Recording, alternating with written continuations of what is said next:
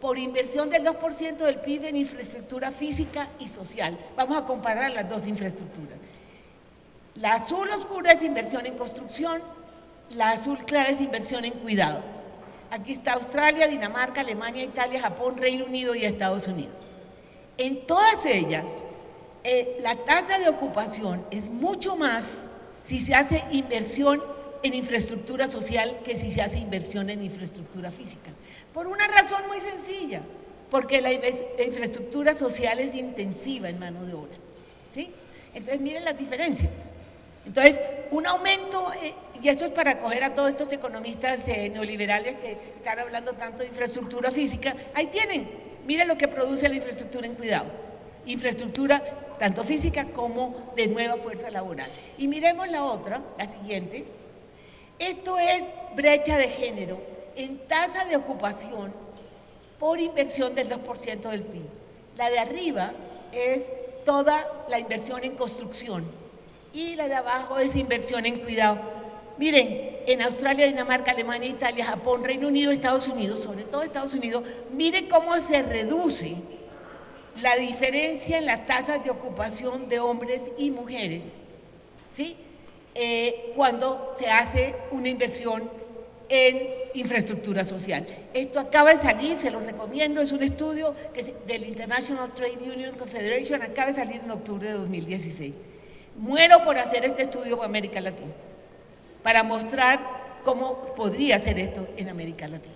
El único país que no hace grandes diferencias es Japón, pero los otros, miren el caso de Estados Unidos, cómo se reduce eso tan grande que es la brecha de ocupación entre hombres y mujeres. Sigamos. En 4 minutos. Bien, ahora, este es el trabajo que nosotros hemos hecho. Como economistas, y ese es lo del libro que les mencionaba, estamos tratando de meterle en el lenguaje económico, porque la idea nuestra es que esta economía del cuidado, o sea, todo lo que pueden hacer terceros para cuidar las personas en el hogar y la familia, como cocinar, lavar, planchar, etcétera, lo pasamos a la corriente económica para que la asuma el Estado, pero también el mercado. Porque hay sectores de clase media que si las mujeres pueden entrar a trabajar como ingenieras y pueden pagar guarderías de buen nivel, que además deben estar vigiladas por el Estado, en ese sentido esas mujeres generan impuestos, permiten que se financien aquellas actividades del Estado para los sectores que no tienen ingresos y jalona la calidad del cuidado. Pero la frase la más sencilla es esta frase que la más sencilla la tomamos de Picciotto, una economista feminista muy buena, y nosotros le trabajamos un poco más. ¿Qué quiere decir esto? El producto, que es P, es una función del trabajo remunerado más el trabajo del cuidado, ¿ok? Y eso es igual a la productividad del trabajo remunerado por el salario, más la rentabilidad, más la productividad del trabajo doméstico por la remuneración del trabajo doméstico. Ahora esta remuneración es cero, ¿ok? Como esta remuneración es cero en este momento, lo que se trata es de un subsidio inmenso, ¿cuánto? De un subsidio inmenso que le están dando fundamentalmente las mujeres sin reconocimiento tanto a la rentabilidad como a la producción nacional. Es una transferencia muy clara. Ahora, si esto se remunerara al pasar parte de este cuidado a corriente económica que la suma el Estado y el mercado, miren la contribución que haría al crecimiento del producto. Esto sería una mayor producción de cuidado, generaría una mayor producción de PIB. Es que esa es la forma que lo podemos vender, si no los economistas no nos van a parar bolas, ¿ok? Ahora, hay un efecto indirecto, que es el que me parece muy interesante. Esto fue porque metimos un economista hombre y lo obligamos a que pensara sobre el tema, nada menos que a José Antonio Campo, que es socio nuestro. Y él encontró entonces, porque si no tenemos hombres, qué desgracia, con perdón señores, las mujeres los necesitamos son tipos modernos. ¿Ustedes son todos tipos nuevos? ¿Sí? ¿Cuántos son tipos nuevos o son estos? Uno solo, dos, tres, no, pero ya hay unos que se identifican como nuevos. Eso es lo que necesitamos, socios en esta tarea. Bueno, eso es un comercial. Bueno, de todas maneras, lo interesante que tenemos que trabajar es que si se aumenta la productividad del cuidado, Si se aumenta este PIB, se aumenta la productividad del trabajo. O sea, en América Latina, donde tenemos un problema tan serio con la productividad, miren lo que sucede si volvemos el cuidado realmente un sector moderno y eficiente. Ese aumento de productividad inmediatamente te aumenta la productividad del trabajo remunerado. O sea, hay un efecto directo aumentando productos y hay un efecto indirecto aumentando la productividad. Si nosotros cuidamos mejor a la gente, se ve. Tengo un minuto, ya concluyo. Sigamos. Bueno, entonces, ¿cuáles son las implicaciones de mirar la infraestructura social como cuidado? La incorporación de la economía del cuidado implica un aumento en la tributación, porque en la medida en que más mujeres entren al mercado laboral, esas mujeres pueden, no necesariamente en actividades de cuidado van a pagar impuestos. Miren lo que encontró este estudio. María Los Ángeles, me gustaría que lo miraran para que lo discutiéramos. Para el caso de Turquía, este es otro estudio, también de ahorita, estiman que si se pagara el trabajo de cuidado directo no remunerado, este representaría el 3.97, muy inferior a lo que hemos encontrado en Chile y en Colombia y en México, donde el aporte es 19-20% al PIB. Esto puede ser por las remuneraciones muy bajas, pero pongámoslo esto como el mínimo, 4% del PIB. Muy bien, miren lo que encontraron, 1.68 puntos porcentuales corresponden a ingresos para el gobierno y el otro a tributación directa. Y esto equivale en Turquía a 13.000 millones de dólares. O sea, hay estudios que muestran que puede aumentar el flujo de impuestos para la financiación. Y termino con la siguiente reflexión. ¿Ya se me acabó? Ya. Bueno, aquí ya lo habíamos… ¿Me dan 2 minutos? Bueno, aquí básicamente este es el caso de Colombia. Ya lo dijo Nieves, clarísimo. Las mujeres, que son las verdes, cualquier tipo de familia, ellas son las que asumen el cuidado. Inclusive en las familias monoparentales, ellas son las que hacen el cuidado. En las de hombres solos hacen el cuidado. Y en el único donde las mujeres tienen muy poca participación es en el manejo de presupuestos. O sea, la plata en el hogar la siguen manejando los hombres. Digamos que creo que ya llego a la… Bueno, esto me toca pasarlo. Esto simplemente era para mostrar que en Colombia los hogares comunitarios que eran en las redes de las mujeres, cuando se construyeron unos centros muy sofisticados y no se cambió el factor humano, se perdió la calidad de atención a los menores. Y llego a las reflexiones, sigamos, sí, sigamos, esto es eso, se perdió eso, y las reflexiones finales, que simplemente este cuadro me parece importante. Estas son las alternativas, entró en la economía del cuidado a la agenda, ahora definamos cómo construir políticas públicas efectivas y hay 3 posibilidades: enfoque, medio de implementación institucional y obstáculo. Déjame eso. El primero es el modelo de estado de bienestar, o sea, el cuidado lo asume solo el Estado. Y esa es mi preocupación. ¿Qué pasa? Tiene que ser universal, que lo conversábamos contigo. Si no es universal no hay sentido, pero queda supeditado a política social. Me preocupa que sea un apéndice del sistema de protección social y aquí tiene problemas de sostenibilidad y calidad. Después está el otro, que es el puro mercado, que tiene todos los problemas que ustedes ven, y después está lo que tenemos que trabajar, que es el modelo intermedio, en donde el cuidado sea parte sustantiva del desarrollo, una integración entre la política social, económica y laboral, un sector privado que sea solidario y vigilado por el Estado, y eso implica cambiar un paradigma de política económica. Y al último, hay que reconocer la naturaleza del cuidado como una forma de infraestructura para la economía, porque genera todas estas ventajas, y para definir el cómo debemos tener en cuenta los siguientes factores. Hay unas complejas interrelaciones entre la economía del cuidado, las políticas económicas, las sociales y los actores privados que todavía no tenemos claramente definidas. Hay que definir, y en eso María Los Ángeles ha trabajado mucho, la canasta de servicios de cuidado que se debe proveer. La cultura es un factor que no podemos ignorar y se necesita un diagnóstico muy claro, pero el principio fundamental es que el cuidado debe llegar a quien lo necesita. Muchas gracias.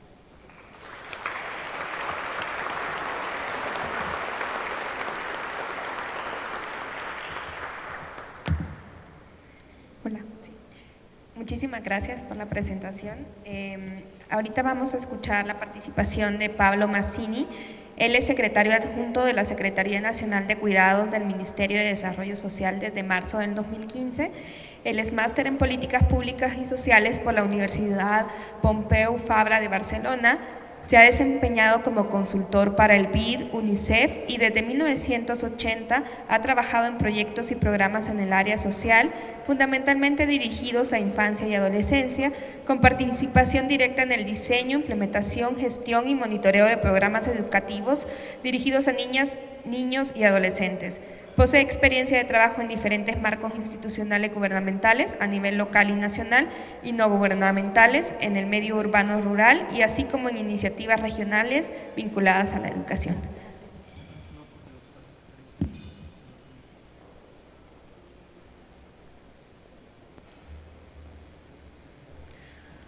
Buenos días. Espero que estén con el nivel de atención todavía alto.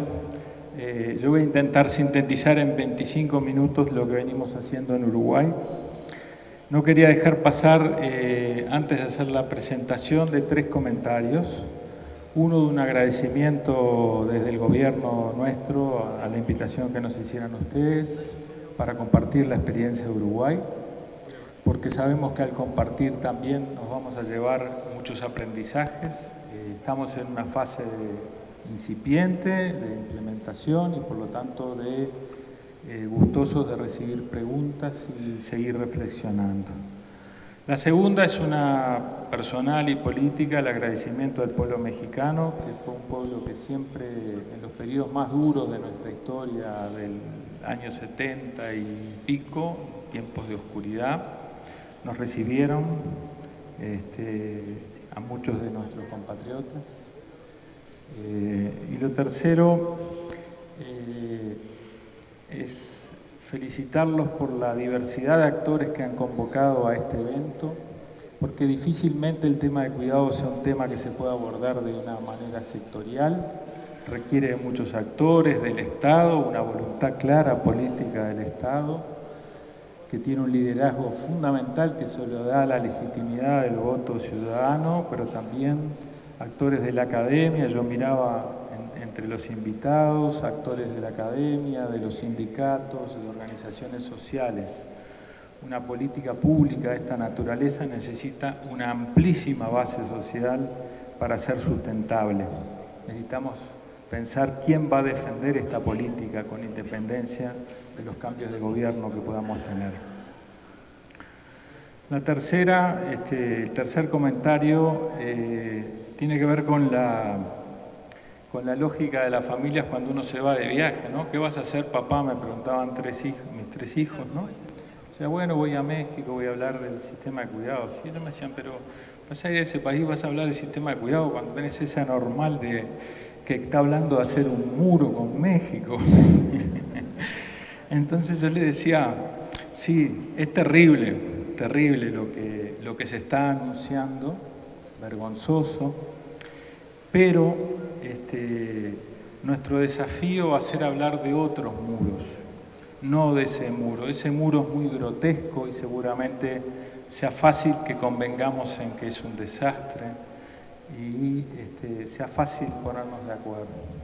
Pero hay otros muros de los que mis compañeras que estuvieron hablando antes tenemos que hacernos cargo, y eso es lo que yo trataba de explicarle a mis hijos, que son los muros más invisibles que han hecho que estas desigualdades de género que estamos hablando, estas desigualdades sociales, porque si hay desigualdades de género, hay desigualdades sociales, y en esta lucha de la igualdad, es una de las estaciones intermedias que tenemos que superar, son los muros de la cultura, los muros que llevamos adentro cada uno de nosotros, que nos hacen ratificar estas desigualdades en la vida cotidiana desde el día que tenemos un embarazo y cómo vamos proyectando qué va a ser cada uno de nuestros futuros hijos, ¿no?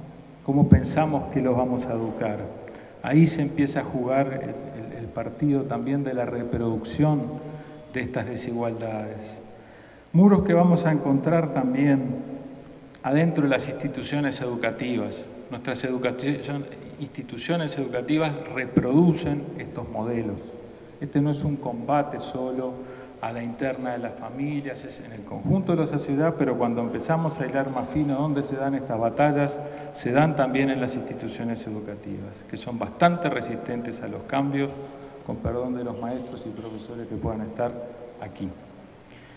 Muros que también los vemos en el mercado de trabajo. Estas cuestiones que hoy se planteaban de a igualdad de formación, tengamos desigualdades en el acceso a los puestos de trabajo y en las remuneraciones.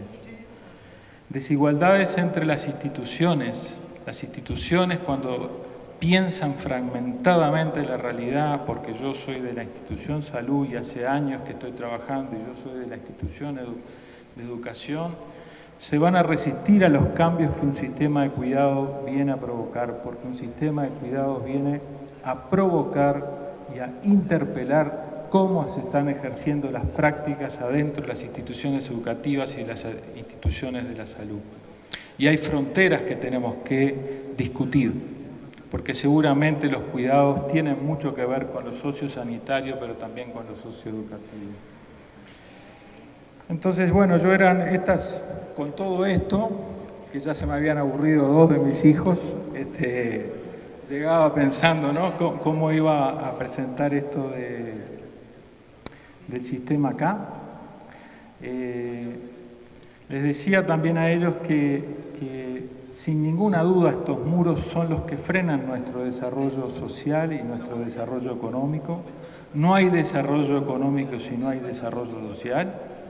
Nos han vendido ese verso de que se precisa crecer la economía para después distribuir, y realmente nosotros pensamos que si no hay una inversión a nivel social, de nuestro capital social, muy difícilmente tengamos posibilidad de crecer económicamente. Entonces, la última cuestión. Cuando hablamos de estos muros están frenando nuestra sustentabilidad y nuestro desarrollo hoy, pero están sobre todo, y pensemos hacia adelante, frenando el desarrollo y la sustentabilidad social, a veces demográfica y sobre todo democrática y política de nuestras sociedades. Este es un tema claramente político. En estas desigualdades que se generan en el seno de los hogares se cimentan las desigualdades que después vamos a enfrentar en todos los otros planos de la sociedad. Entonces es un tema que compromete futuro, por eso hay que trabajar hoy, por el hoy, pero también por las generaciones que vienen. Entonces, yo brevemente voy a empezar a referirme a la historia, al proceso de Uruguay. No hay recetas en estos caminos, cada país hace su experiencia en base a sus trayectorias y a lo que han sido sus luchas por la consagración de derechos.